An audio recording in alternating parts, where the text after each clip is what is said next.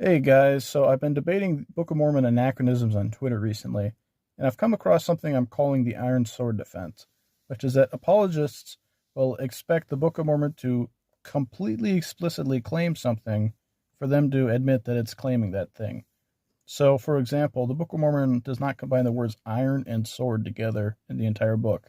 It combines the words steel and sword in reference to the sword of Laban, but also in reference to the Jaredites literally making steel swords, but it doesn't combine the words iron and sword. So Book of Mormon apologists will say, well, you can't say it was describing an Iron Age people with iron swords because it doesn't combine the words iron and sword. But there's all these obvious textual indications. Nephi made swords patterned on the sword of Laban. The Book of Mormon describes the Nephites as a metallurgical people who were proficient with iron and steel, amongst other things. And there's even references to weapons cankering and rusting.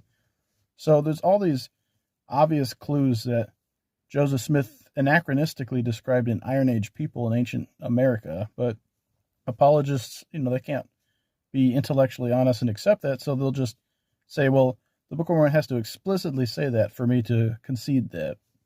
That's also apparent with horses.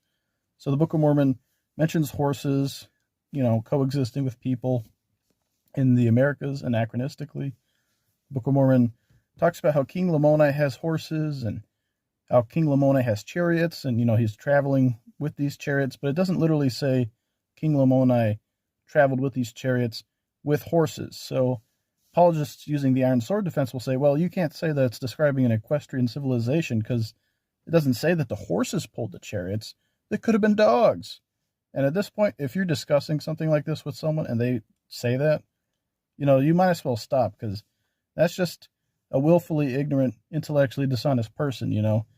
They have to defend their cause, and this doesn't even just relate to the Book of Mormon; it relates to anything. But at that point, it's debating with them is just like wrestling with a pig in the mud. They're not going to concede; they're not going to use the same level of reason that they use in their daily life. They're going to insist they're going to stick to something foolish, and there's nothing you can do about it.